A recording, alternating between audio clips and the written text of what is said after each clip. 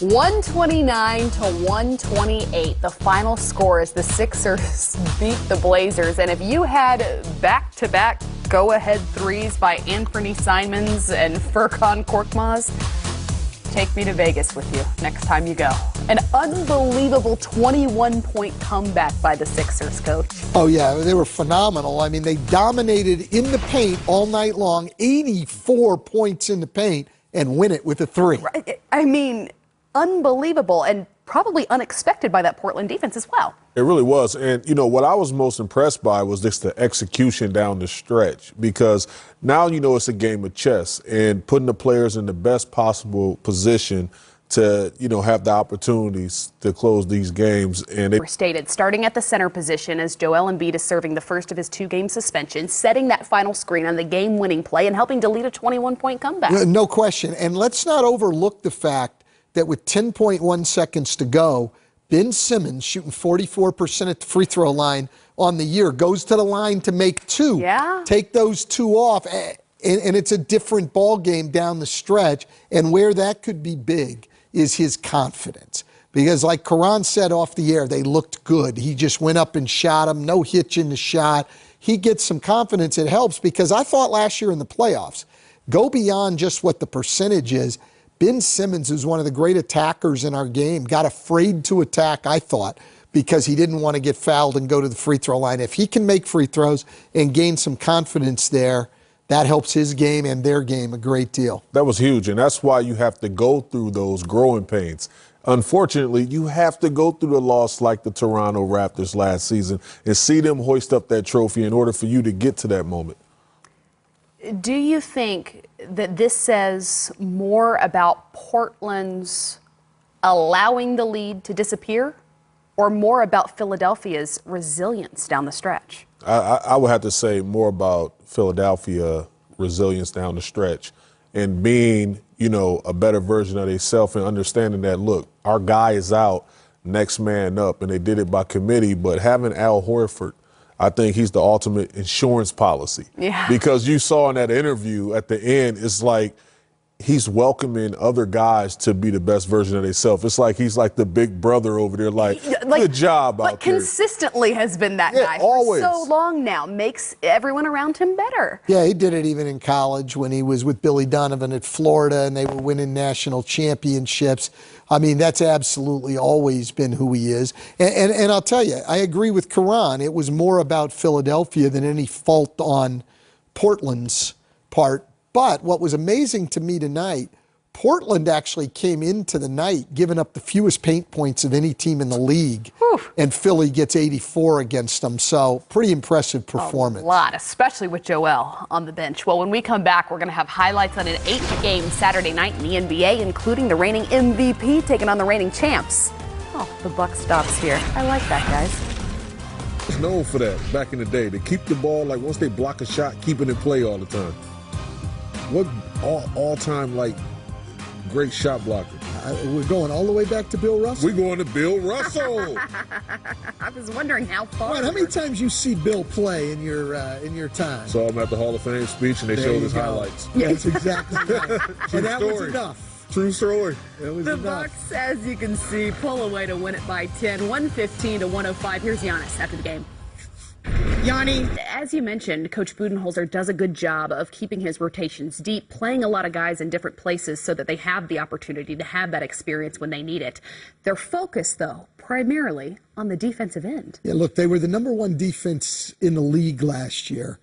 They started this year 2-2. They were mediocre on the defensive end, and now they back-to-back nights this weekend they've put together. You beat them. The only thing they'll give you is threes. It's amazing in the era of the three-pointer when everybody's so concerned about it. They led the league in defense last year, and they gave up the most threes in the league. Realistically, Caron, what is this team ceiling this season?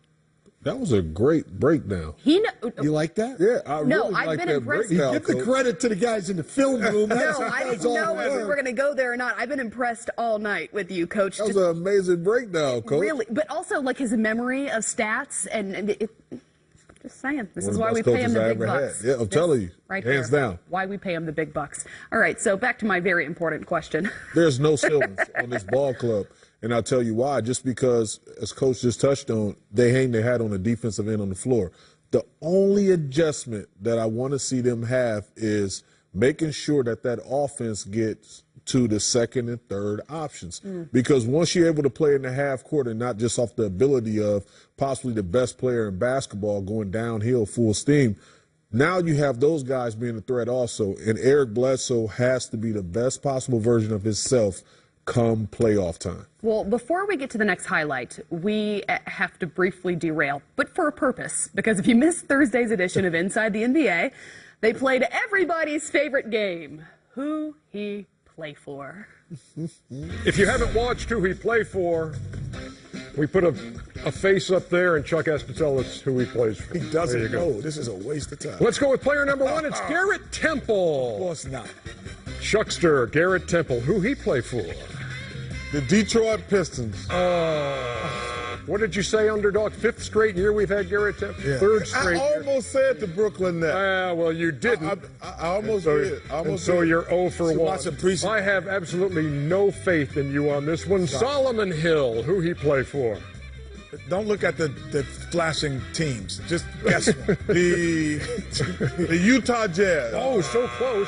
He just sees Utah and he's Memphis Grizzlies, you're 0 for 2. And if you look at his jersey, it was blue. No, it's tough. This one's almost a layup, Kenny, I think. No, it isn't. Noah Vonleh, who he play for? I can't The say Portland Trailblazers. Yeah, he used to. That was close. The Minnesota Timberwolves, you're 0 for 3. Different. One's cold. Okay, who's C.J. Miles play for, Chuck? The Indiana Pacers. No, that was like 2 years ago. Washington Wizards. Washington Wizards. Okay. Why would I watch that? I told you, man. Why would I watch that? They were on it. They had a game with the Rockets Kenny, last night. Kenny, you were right. And here's 59, 159. and this guy, I don't know how many times Anthony Tolliver's been on here, but he's contestant number 5. Oklahoma City. Oh, what did you say on the guy before? Portland? Yes. Yeah, well, he plays for Portland. That's an 0 for 5. That is just utterly disappointing. Utterly disappointing, as Ernie would call it. But guys, the reason we show the clip is what a difference a year makes. You think had we shown Charles any of the current Warrior starters, he would have known who any of them play for? Would many people know? Yeah. I mean, that's a big difference, and I think I'll take the lineup on top. You think? I think I will. Probably right. Yes. Well, Steve Kerr. What I was more impressed by, his awareness of understanding the shot clock or the one-leg shot going in. Right. The one-leg shot off the wrong leg. Yeah. Right. Not even off the left leg as a right-hander. He shot it off the right leg. Right, having spun around. I mean, No, incredible shot. yeah. Let's, though, hear from him. He seemed a little surprised that he had only shot the ball 14 times rather than trying to shoot it at least 15 times. He finished with 27 and 4. What stood out to you about Nikola's game? Well, he did get more aggressive in the second half. All right, 16. 1 for 5 in the first half. You probably felt like you shot the ball more because you got so many misses. But to his credit, he did stay aggressive and he found his rhythm and at the right time because he hit some crucial plays. But what jumped out to me, 15 assists collectively as a team for the Nuggets.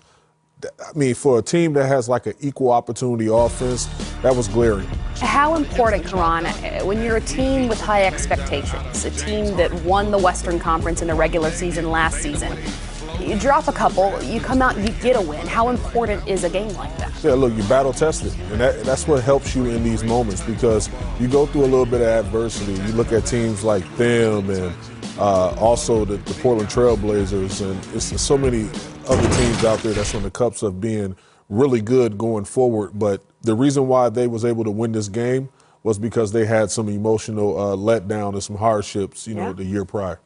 Yeah, look, the best teams have to be able to win in a variety of ways because nothing is going to be there every night. If you're a great offensive team, you're going to have nights you don't shoot it well. If you're a great defensive team, sometimes people are just going to light it up. You've got to be able to win in a variety of ways.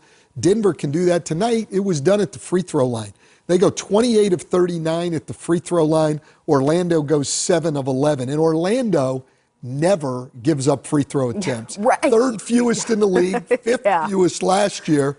They give up 39 free throw attempts tonight. That's the whole game. So Denver found a different way to win. Like during the course of the season, I know you have the standings all the time, and we come in the locker room.